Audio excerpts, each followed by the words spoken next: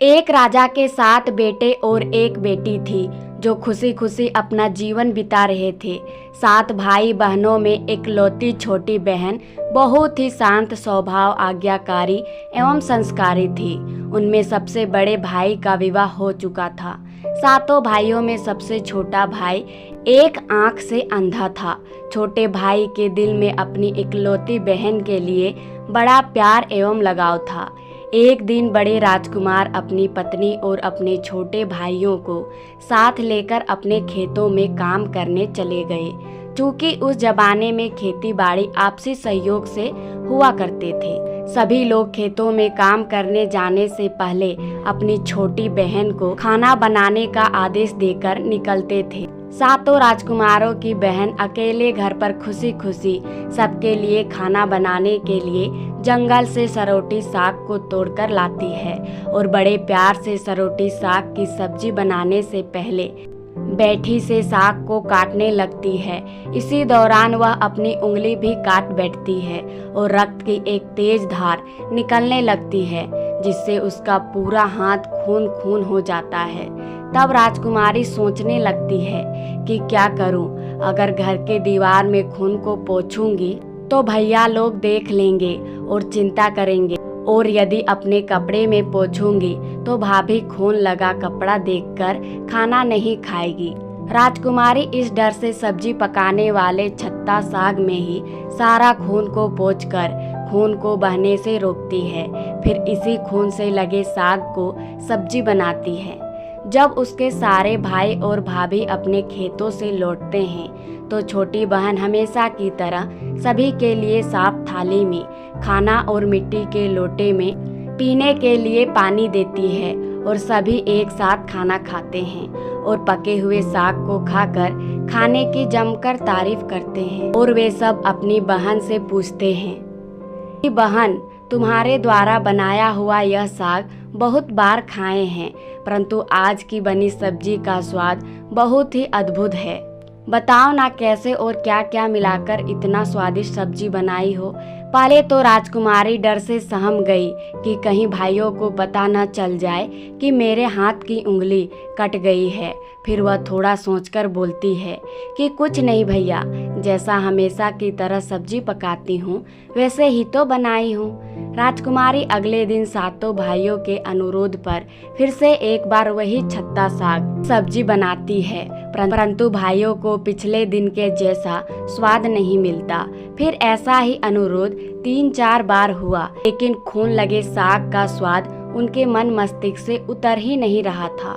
असलियत जानने की जिज्ञासावश 7 भाई और भाभी ने उससे उस दिन के खाना बनाने का तरीका जानने का जिद करने लगे। मजबूरन राजकुमारी को सारी घटना बतानी पड़ी। सच्चाई मालूम होने पर 5वां भाई, जो बहुत ही लालची किस्म का था, उसने बाकी भाइयों से कहा कि बहन का खून इतना स्वादिष्ट लगा तो इसका मांस कितना स्वादिष्ट होगा। यह बोलकर सभी भाइयों के बीच चर्चा करने लगता है। सबसे छोटे भाई को छोड़कर बाकी भाइयों ने राजकुमारी को मारकर उसका मांस खाने को राजी हो गए थे। मांस खाने की सोचकर उन सभी के मुंह से लार टपकने लगता है।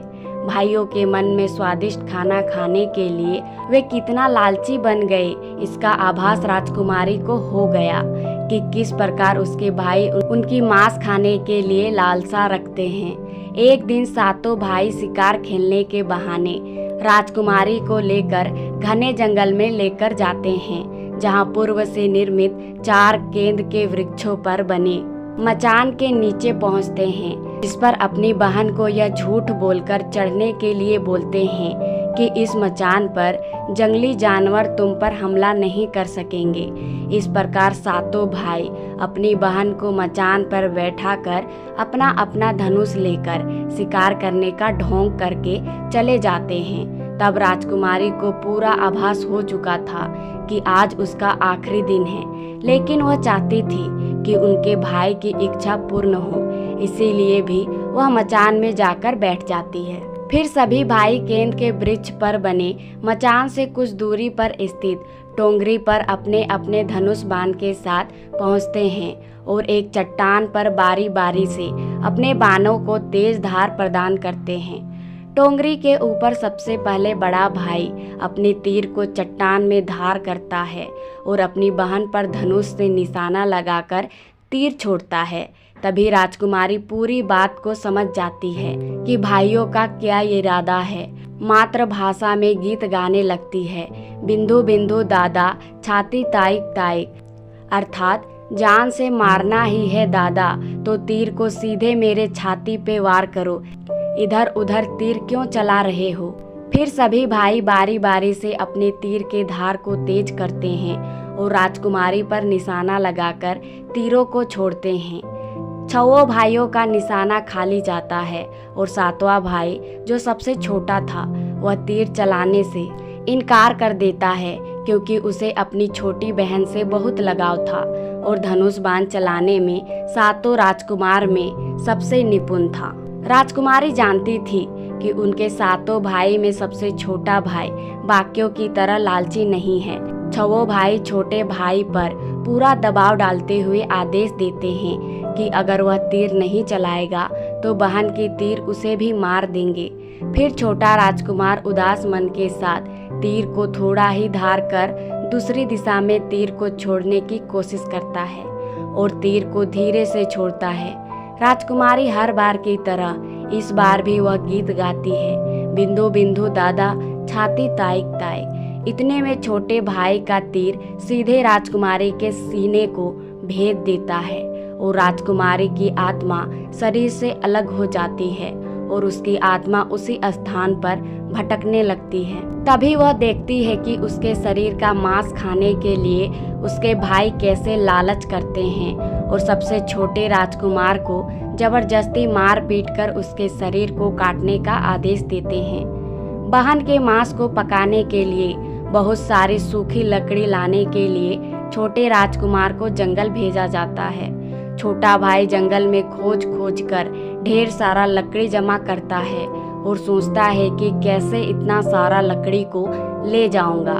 दादा जो रस्सी दिए हैं वो भी 7 टुकड़ों में दिए हैं, उन्हें जोड़ने पर भी यह रस्सी इन लकड़ियों को नहीं बांध पाएगा। देर होने के डर से राजकुमार उदास होकर रोने लगता है और उसके आंखों से आंसू धरती में गिरने लगता है। वह अपनी बहन को याद करके रो ही रहा होता है कि तभी एक नाग देवता वहां आते हैं और पूछते हैं कि क्यों रो रहे हो राजकुमार।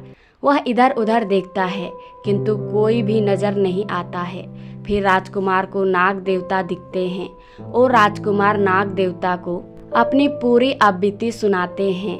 फिर नाग देवता उसे कहते हैं कि मैं लकड़ी में रस्सी की भांति लिपट जाता हूँ और तुम जैसे ही लकड़ी को वहाँ रखोगे तो मैं धीरे से निकल जाऊँगा।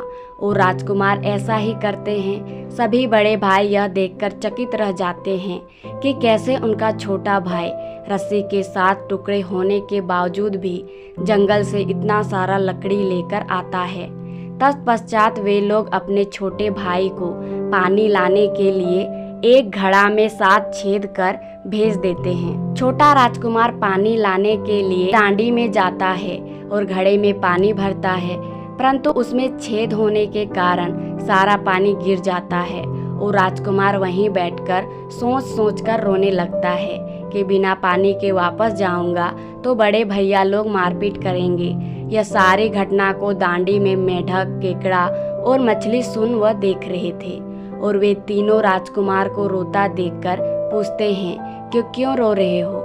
फिर राजकुमार उन्हें अपनी बीती को विस्तार से बतलाता है और कहता है कि मैं अपनी प्यारी बहन के शरीर का मांस कैसे खा सकता हूँ, नहीं खाऊंगा तो बड़े भैया लोग मारपीट करेंगे।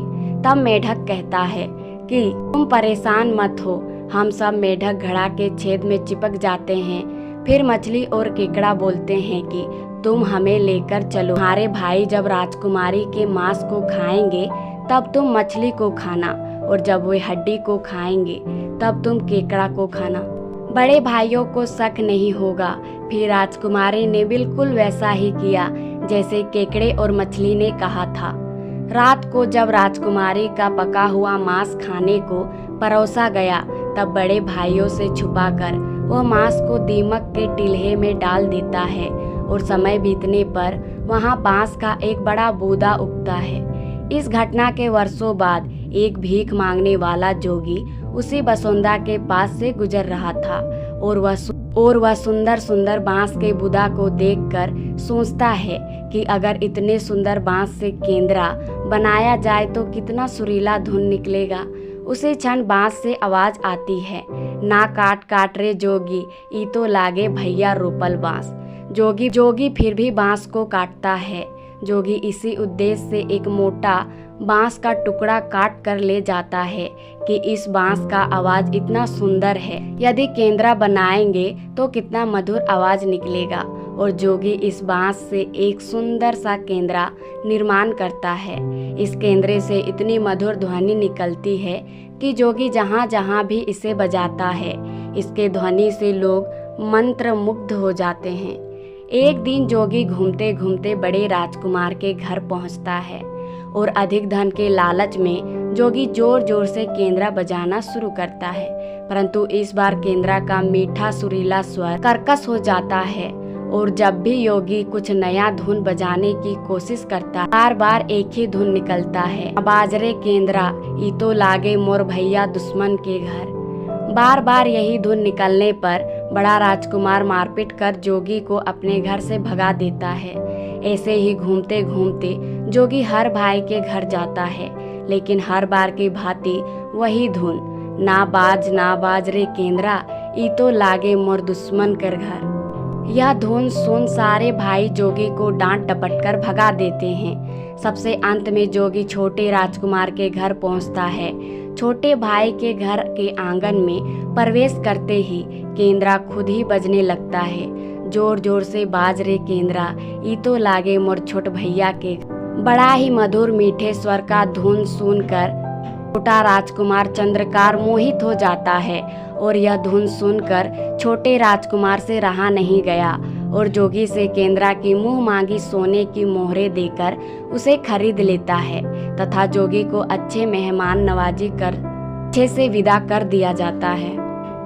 धीरे धीरे समय बीतता है और छोटे राजकुमार अपने काम से कुछ दिनों के लिए बाहर जाते हैं। जब वह वापस लौटता है तो देखता है कि उसका कमरा बहुत सुंदर ढंग से सजा हुआ है और घर के सारे बर्तन अच्छे सुंदर ढंग से सजा हुआ है। तब छोटा राजकुमार सोचता है कि हमेशा मेरे कमरे की साफ सफाई घर के नौकर करते हैं, लेकिन कभी भी इतना सुंदर सजाया नहीं गया। फिर राजकुमार अपने नौकरों से पूछताछ करते हैं कि मेरे कमरे को इतना सुंदर किसने सजाया है। नौकरों के मना करने पर राजकुमार सोचते हैं शायद कोई भाभी आई होगी और मेरे कमरे की सजा कर गई होगी।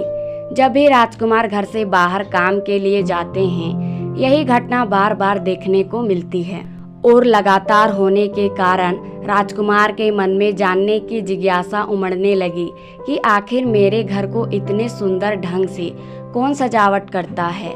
वह अपने भाइयों तथा भाभियों से भी पूछता है और वे लोग भी सजावट की बात करने से साफ मना कर देते हैं। एक दिन राजकुमार सच्चाई पता लगाने के लिए किसी काम के बहाना कर बाहर जा रहे हैं बोलकर निकलते हैं और छुपकर पुनः वापस आकर अपने कमरे में रखे खजूर के गोल मोड़े हुए चटाई के अंदर छुप जाते हैं। कुछ समय इंतजार करने के बाद राजकुमार देखते हैं कि एक खूबसूरत सी लड़की केंद्रा से निकलकर कमरे के अंदर आती है और सारे कमरे की साफ सफाई कर वापस उसी केंद्रा में समा जाती है। यह देख राजकुमार की आंखें खुली की खुली रह जाती है, क्योंकि उस लड़की की राजकुमार की छोटी बहन के जैसे ही थी। राजकुमार अगले दिन फिर से एक बार उसी प्रकार छुप जाते हैं और जैसे ही वह सुंदर लड़की पूरे कमरे की साफ सफाई का काम खत्म कर वापस केंद्रा में जाने वाली होती है, तब छोटा राजकुमार उस लड़की का हाथ पकड़ लेते हैं और तुरंत केंद्रा को जला देते हैं, जिसके बाद वह लड़की हमेशा के लिए मानव रूप में परिवर्तित हो जाती है और दोनों भाई बहन खुशी खुशी अपना जीवन जीते हैं। आज भी हर गांव में आषाढ़ी पूजा के दिन बकरा कटता है और पूरे गांव के घरों में प्रसाद स्वरूप बकरा का मांस खाया जाता है और सतबेनी नामक पूजा स्थान पर वहीं सरोटी साग को चढ़ाया जाता है।